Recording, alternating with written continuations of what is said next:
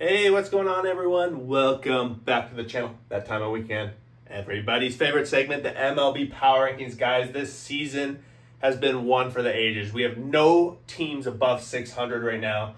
This board has just been my nemesis all season long.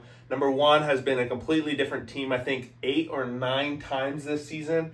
So we're going to jump into it, of course. The bottom row is pretty much staying the same. The middle row is starting to get a little bit more secure right here in teams that aren't going to be in the playoff race. But other than that, the top 3 rows, any of those teams really can go on a run and make a big dent. Top row is the teams that I am considering being World Series contenders, etc., etc. Before I do, guys, we are going to have our next hat giveaway. 1,500 subs is going to be the number. I'm hoping by the end of the season, potentially by the end of the playoffs, but you have to be a sub, you have to follow along, and I do give hints along the way once we get there. So if you want to win a hat, we've given away a couple this season so far. Make sure you subscribe, because I know about 70% of you guys watching are not subscribers. But we're going to jump right into it. Number 30, I don't think we really have to spend a whole lot of time on. I think they got to 21 losses in a row. They did break that streak against Oakland. They went 1-2 against them, but they fell right back into their ways. I think they're up to 4 games lost again in a row already, getting swept by the Cubs over the weekend. I think it was only 2-game series against the Cubs, so it's only 3 losses in a row. But guys, it's the White Sox. Not too much I got to say about them. Next up, I got the Colorado Rockies, and they've pretty much, in my opinion, secured this spot. You could argue with the next team potentially being in there, but they have the exact same record, so I'm just going to throw them up right now. Why not, right? Miami. These two teams have the exact same record. I think for me, maybe Colorado's going to have some of these prospects stepping up. The Coors field advantage, in my opinion, should have bolstered them at least a few more wins than Miami if they were going to go up there. But Colorado went 1-2 against the Mets and then 2-1 against Atlanta. So still playing spoiler. Run differential-wise, they are relatively around the same thing. Runs scored for Colorado are, of course, up compared to Miami, but their runs against are down, and that's always going to be a factor when you're dealing with Coors. Miami, on the other hand, went 1-3 against Cincinnati, 1-2 against the Padres, so not really anything going forward for these guys. Not going to dive too much into this bottom row. Getting kind of tired of these same teams being down there. Number 27, 2-1 against the Yankees, 1-2 against the Washington Nationals. You do see signs of a team that maybe is going to make some progress nearing the end of the season, but really when it comes down to it, you're not going to see this team go on a big run. They have had some good outings from certain players and from here and there, but they have a lot of rebuilding to do, and with Trout out for the season, it's not going to be this season.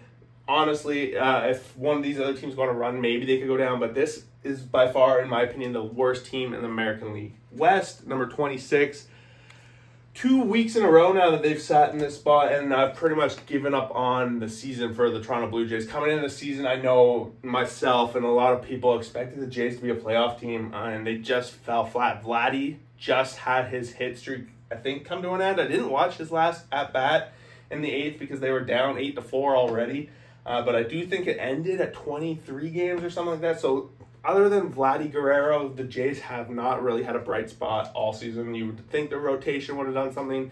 They went 2-1 against Baltimore, playing a little bit of spoiler against one of their division rivals, a little bit heated after what they had last series of a couple of guys getting thrown at.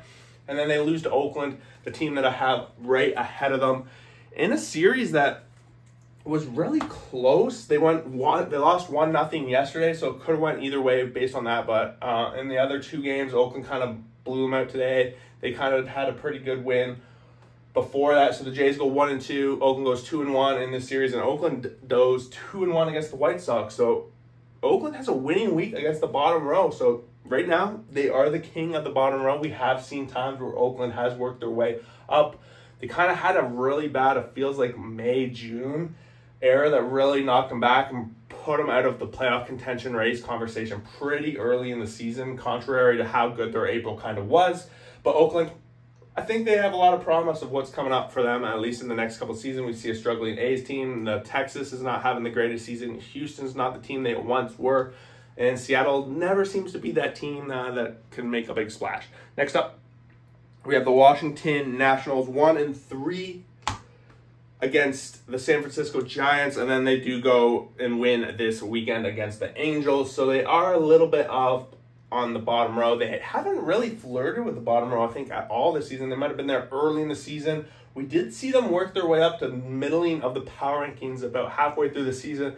They were flirting with a potential 500 team, but I think the truth came out. This team wasn't quite in that era yet, but they are building, and it's going to be quite a bit long rebuild since that World Series contention, but I think they're on the slope, working their way up. The rest of the teams are a little bit further along or have actual playoff aspirations at this point. Washington and all these teams we've talked about do not, but I think out of all the teams, Washington does have the edge. Number 23, I do have the Detroit Tigers. They did have an okay week. At least they started it off that way. 2-1 against Seattle, 1-2 against San Francisco. A little bit of a West Coast swing here.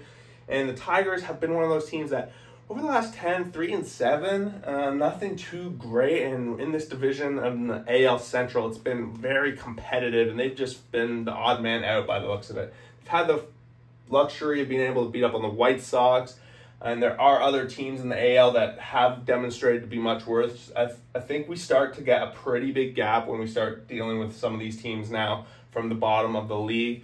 But again, this has been one of those seasons where it's absolute parity across the league. We don't even have a team above 600, and we have one atrocious team trying to make cases for the worst lose streak of all time, worst record of all time, those kind of things. So you would think we'd have a 600 team, but we just do not. Next up, I do have the reigning World Series champions, and at number 22, their hopes of a repeat are pretty much thin ice at this point. Realistically, I think they're like 6.5, 7, if I recall, away from the last wildcard berth. That might not seem like a lot. We saw some craziness before in September of 9 games being erased.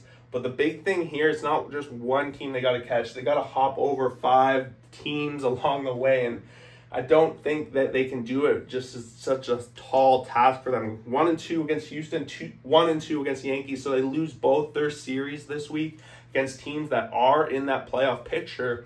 And to be able to make up games, you got to win series. And right now, not being able to do that, we haven't really seen that any signs of that all season long. It's kind of time I've thrown in the towel for the Texas Rangers. Next up, we have the Pittsburgh Pirates. And last week, I kind of talked about how they had the potential to make a case to be a playoff team. And then they answered that by getting swept by the Dodgers, getting swept by the Padres, 2 teams in that playoff picture. 0-6 week, a 6-game losing streak. And just as soon as I start saying maybe there's some faith, we see the Pirates team that we see every single year. This seems to happen.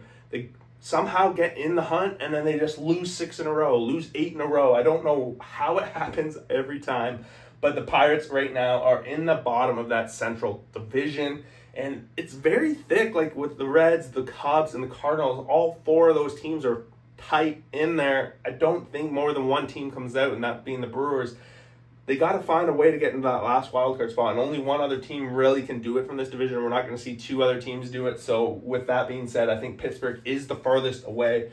Not too far behind, though. They do have the Chicago Cubs right in front of them. I think the big difference here is that the Cubs are on a little bit of an upward trend, 8-2 over their last 10. They did sweep the White Sox over the weekend, 2 games. That's the kind of thing you need to see if you're going to make your way back into the playoff hunt. We did see the Cubs early in the season, April and May, being in the top 2 rows of this board pretty consistently. They did have a pretty solid start before it went all wrong for a May, June, July. It felt really bad, but they're starting to maybe turn it around. They're working their way back up to 500, getting really close. And honestly, at number 20, you would think in the past when we were doing these power rankings over the past few years, number 20 at this point in the season would be lights out, but anything can happen. I think when we're really looking at 21 and up, we're still talking about teams that are in the playoff race, and that's how crazy the MLB is this season. Number 19, sticking in that same division. It just goes to show how thick this NL Central really is. Cincinnati goes 3-1 against Miami. Really good start to the week, building a lot of momentum, and then they face off the division leaders in the Milwaukee Brewers, and they lose that series. And to me, I wanted to see a big series win there to really push it forward, to make them look like they're echelons ahead of these other 2 guys. Run differential-wise, offensively-wise, the Reds seem to be there a little bit more than these other 2. But the consistency, just isn't there yet, and that's pretty much the definition of this row, just inconsistent. Except Rangers, maybe consistently not consistent. 18, I do have the Tampa Bay Rays. They had a little bit of hope going. They were kind of going on fumes maybe. They were still managing to be above 500 after trading away everyone. It still looked possible for the Rays. I know 550 is kind of the benchmark if you're going to make it into the playoffs in the American League. But this week kind of, in my mind, put a pretty big dash into their hopes right now. 1-2 against St. Louis, 1-2 against the Baltimore Orioles, so losing both series. Of course, it's just 1 week. We can see them turn it around a little bit here. The big story, I think, for Tampa Bay right now is the runs just aren't being produced. I guess that's what we're used to as of late for the Rays. The pitching, on the other hand, continues to be electric. It's year after year, they just seem to be next guy up. Reminds me a lot of the New England Patriots back in the day. It'd be next guy up, next guy up. Seems to be working in the rotations and the bullpens and all that for the Tampa Bay Rays. 18, very solid number for the Rays. Of course, I might tend to lean that they are peaking. We got some hungry playoff Central teams below them, and they got to hold on if they really want to. Next up, we got the San Francisco Giants, 3-1 against Washington, 2-1 against Detroit. So they've worked their way up this board pretty consistently. And again, I will talk about this quite openly on this channel now, that San Francisco Giants has been one of those teams that have severely underrated year after year. And maybe this year is just the same because they've been floating around 500 all season long, much to my surprise, much to the surprise of some of the offensive analytics. And they had another pretty solid week this week. 3-1 against Washington, 2-1 against Detroit. You got to be pretty excited. 5-2 week against two teams that are below you, and you got to be picking up wins. This National League West has been pretty stacked. They got three pretty big superpowers ahead of them when we're going to get up into the upper echelons of this board. I don't know if they can really hold on and keep this momentum. They are still a few games out of the wild card, of course, and they still do manage to play their division tough, and they always do that. So you got to keep an eye on this San Francisco. I do think this is probably basement for them, and if they can continue to build off a week like they just had, I do see some good things in their future. Number 16, I think the big difference here between St. Louis and San Francisco in my box is just division. St. Louis has the advantage of these three guys in their division. San Francisco is working in the Central. If they just swap divisions, I think I would have San Fran up a little bit higher. St. Louis had a good week, though. You got to be pretty excited with what happened. 2-1 against Tampa, 1-1 against Kansas City. It's just a 5-game week, a split series with the Missouri battle. Got to be a little bit happy about that. Kansas City has been one of the hotter teams as of late, and St. Louis had cooled off as they were probably one of the hotter teams in June, early July. And they're in the hunt. I don't know if they're going to be able to continue the depth and all that, being able to pull it off, but I do think right now they are a little bit of an arm's ways away from the rest of the Central for a solid second place. I don't know if a second team does get out of the Central, but right now, if I had to pick, it would be St. Louis. Next up, I think it's finally happened that I've just kind of realized Atlanta, it's not going to be your year. You're holding on to that last part of the wild card. 0-2 against Milwaukee, losing a series to Colorado over the weekend, just overall 1-4 on the week. They had been fighting. They've been fighting so valiantly all season long, and with the injuries that have piled up on them, I think it's starting to catch up.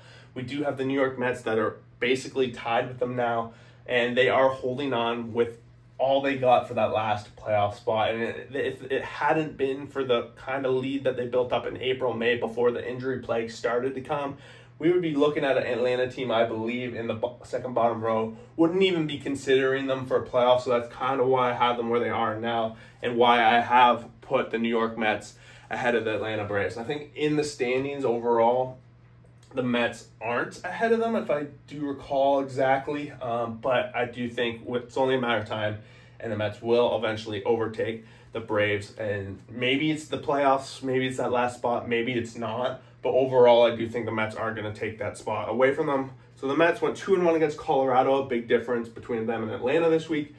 They are trying to avoid being swept right now. The Sunday Nighter has just kicked off, and Seattle has taken a 1-0 lead over the Mets. So a series getting swept by the Mariners might hurt, but I do think the Mets overall the past couple months is the stronger team here. Next up, number 13. we just talked about them. The Mariners 2-0 against the Mets so far. Sunday Nighter is in full swing now. Julio Rodriguez making his comeback after a couple of weeks off tonight. Maybe he'll be a big impact there. I guess the big story for me this week is 1-2 against Detroit to start the week. Not exactly it. Detroit has been playing spoiler, and Detroit constantly is a team that has been competitive. It reminds me a lot of Washington. They're not consistently winning, but Seattle had that massive lead in the division, and it's fallen back. And Castillo, while he's had a great season, he's just not getting the wins as well. So I think there is some concern to be had. It's not for sure if you don't win this division in the AL West, if you're going to even be in the playoffs. It seems like it's going to be possibly 3 Central teams, some American League teams in the East, and right now Seattle is got to fight back because that division has fallen a little bit away from them. Number 12, Kansas City Royals. A little bit of a freeze this week for them. 1-2 against Boston and 1-1 against St. Louis. Not going to make too much of an impact on a 5-game week. Kind of stays exactly where they are. I guess the big thing was they were right beside Boston going into last week. They're right beside Boston still, and they lose the series, so it makes the prediction pretty much exactly what I thought it would be. And they're not in movement. I think the teams below them, they still have that little bit of an edge on. They do have an edge in the wild card race as well. And we're going to see what it brings going forward. Next up, Boston. Team on the outside right now looking into the playoffs. That just goes to show how stacked the American League seems to be this year. Overall, we got a team that's 11th on the board and not currently sitting in a playoff spot. A lot of that has to do with this weekend. It was a very poor performance for Boston, getting swept by the Astros.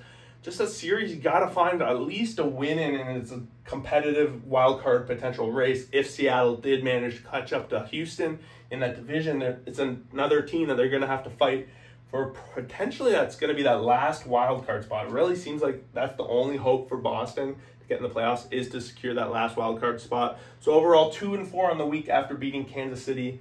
Not exactly what you want to see, but let's see what they can do building forward. It's going to be a tough road for Boston. They got to be super jacked with how the season has gone. Next up, I do have those Houston Astros. They have just been fighting all season long, and it's been pretty nice to see. They started off very atrocious. A lot of teams did count them out. When I did do my playoff prediction video, I think back in June, I didn't even have them on the maybe they'll contend section of the board because they were just that far out. Maybe deep down I did think it was still possible.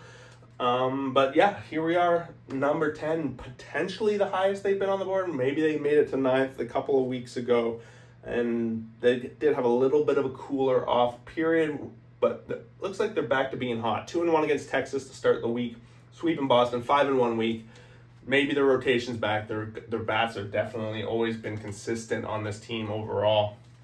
A little bit of excitement in Houston, and I think it's going to be one of those teams you got to watch out for going forward. Number 9, and before I get into this, guys, this top 10 is like, it's been shaken up because the league is on its head, and after a week since last week, we've had basically, this is our second power ranking in the past month.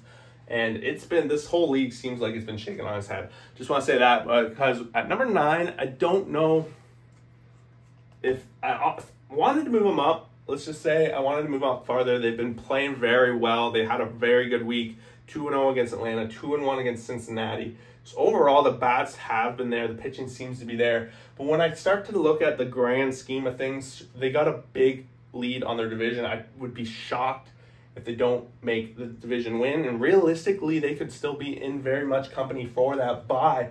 But when I start to look at them matching up against anyone in the top 8, I don't know if in best of 7 they do have what it takes.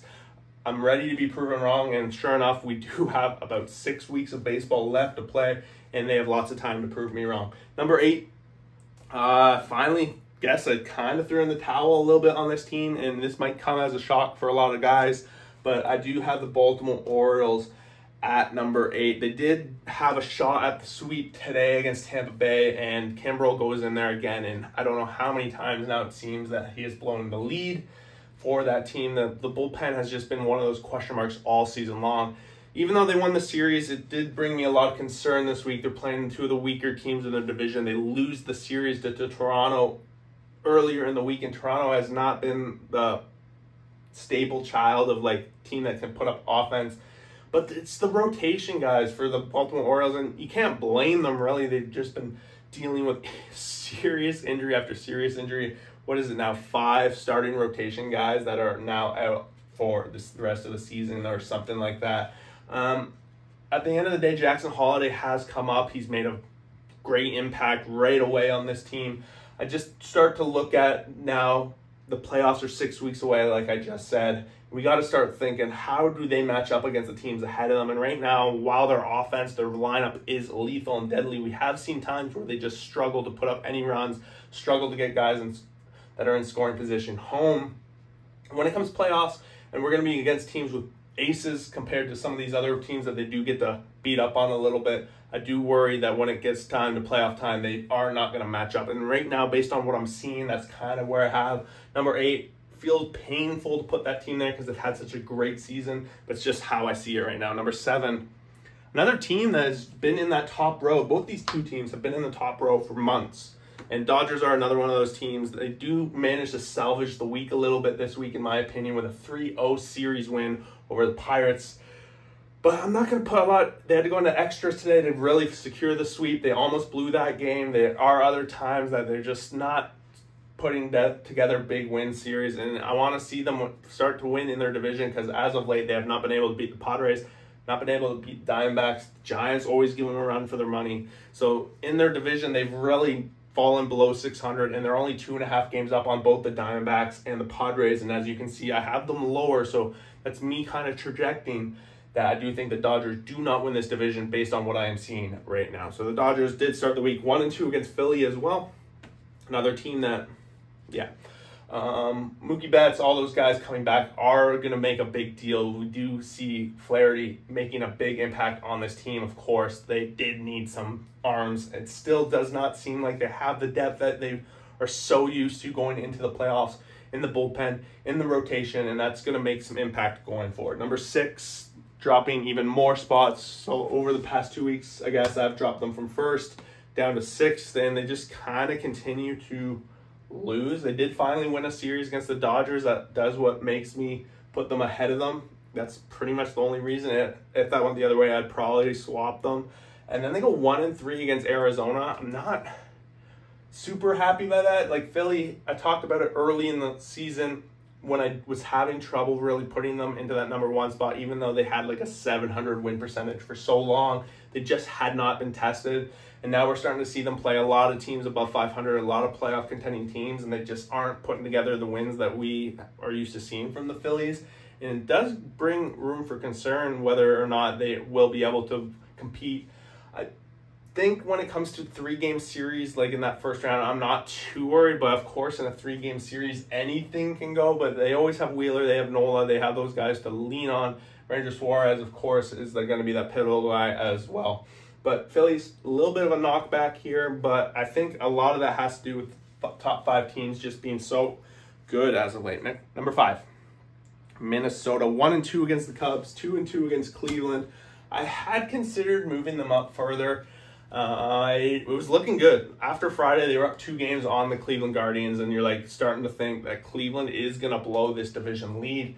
But Cleveland battled back. They showed some grace, and they won Saturday and Sunday. So I didn't really move Minnesota, especially because they did lose the earlier series too against the Cubs. So pretty much in the same spot. I don't know what is really entailed for these guys. This might be the peak, but like this top 5, I'll be honest, this top 5 is really difficult. It might come as a shock once we get to some of these teams where I have ranked them. But this is where I'm seeing the league right now, and it seems like there's been a big shift in what's going on. And you can see it with number 4, the San Diego Padres. I remember probably like 2 or 3 months ago, I had the Padres at something like 12th or 13th, and I had people in the comments telling me that I always overrate the Padres, I always overrate them, and maybe I did. But I feel like I've always kind of thought that this team had what they're putting together. Of course, they got the new rookie. The name is slipping me right now. It's like Merrill. I'm getting it wrong. But he's been impactful for this lineup. The lineup has always been one that you want to be scared of. And the rest of it's been coming together. I think they went on an 8-game win streak until they lost to Miami. Was it today or yesterday? They lost one of the games to Miami. And then they did win their earlier series this week against Pittsburgh. So 5-1 week. Padres, in my opinion, are fighting and they're doing better than the Dodgers. I would like to put my money behind the Padres more than the Dodgers right now. And after battling 500 for months and months and months, the Padres have finally taken a step forward. And maybe that trade deadline helped impact this team and motivate them. Number 3, dropped them a couple of spots from last week. I don't know, like you could argue probably some people in the comments will say this is probably the team I have not ranked properly, but in my opinion, they're really up there in the division. And of course, I think this division is theirs to lose at this point, even though they're still super tight standing wise with Baltimore. I do think it's theirs to lose. If you take a look, just take a look at the schedule coming up. The Yankees have one of the easiest schedules down the stretch, which also goes to show that they did have one of the harder schedules leading up to now. I think they start next week against the Chicago White Sox. They went 1-2 against the Angels, 2-1 against Texas. So nothing to really tap your cap for, but the offense is always there, and Aaron Judge having an amazing season. I would be shocked if the Yankees aren't one of those teams getting a first-round bye, and that, in my books, puts you at number 3. Number 2, same spot as last week. I just can't do it. I just haven't had the chance to move them up to 1. Maybe there'll be arguments in the comments that there's been plenty of amped opportunity, but for me, there was always just a team that I felt slightly better about than the Guardians. And the fact that they're at number 2 right now shocks the hell out of me. I'd slowly move them up, but they continue to prove me wrong, per se. But in my books, they are also kind of coming a lot back down to earth. They're a couple of games now below 600 overall, and they do have the Twins right on their heels. They salvaged possible disaster moving way down on this ranking by avoiding and coming back and winning those past 2 games. I want to see what they're capable of. To me, number 2 is kind of stretchy right now for them, but the other teams have also had a history of having issues as well. The Guardians, on the other hand, have been pretty consistently winners all season long, so I am going to give them that benefit of the doubt. And then number 1, I couldn't believe it. I think this is possibly the biggest jump in the history of power rankings on the board. I don't even remember where I had them last week, maybe even 9, but it's possibly the highest power rankings jump from to first. And I gave it a lot of thought. It felt really weird to do such a jump, but then when I really started looking back, maybe I wasn't pushing them up the board fast enough. Arizona went 3-0 earlier in the week against number 2, Cleveland, and then went 3-1 against Philly, who was number 1 for many, many, many weeks, was number 3 last week. And then if we start to get even deeper, we start to look back over the past 10 series for Arizona. I think they maybe have lost 1, and there was a 1-1 series as well in there. I don't know even if they lost 1, but they beat the Dodgers, they beat the Padres, they beat Kansas City, they've beaten Pittsburgh, but maybe not, but their own division has shown that beating up Pittsburgh. But guys, Arizona has pretty much proven as of the last 10 series that they probably have the best record over those times. If we look back also, National League champions last year, maybe a lot of people thought it was a fluke then. I kind of did. Playoffs was always aspirations, and they've been spending most of the season in this middling row. And I talked about it week after week after week. When they were in that middling row, they were dealing with some key injuries in their rotation, and that has right now been sorted out. Eduardo Rodriguez had his first game this week, and he pitched pretty good. 5 innings he went, and they have Fott, they have Gallen, they have Merrill Kelly. These guys are probably the best rotation in all of the MLB, and now they are healthy. And we are seeing a team that, when they weren't healthy, they were playing 500 baseball. And the fact, kind of like the different story between them and Texas. Texas was dealing with those same injuries. They didn't necessarily get as healthy as Arizona has now, but they were both battling, and Texas slowly fell below 500, whereas Arizona stayed. They stayed in the fight. They stayed in the fight. Now their team is going on all cylinders, and I don't know how you could argue who should be number 1, but right now, to me, it's the Arizona Diamondbacks. They are the team to beat in the MLB, and they are crushing most opponents. We see lots of double-digit offensive leads, and it's just been a great season for them, a great turnaround, and a great story, I think, if you're a Diamondbacks fan. But guys, let me know what you guys think. This board has been shaken up, especially in the top 10, like crazy. Bottom row, pretty much the same. Second bottom row, these guys are all been pretty much the same all season. But guys, we are in one of the most epic MLB seasons, which I think we have seen definitely since I've started this channel 5 years ago. And it's been so much fun, and I can't wait to see how the rest of it goes. Let me know what you guys think. Drop a comment, drop a subscription, and we'll see you for that next video.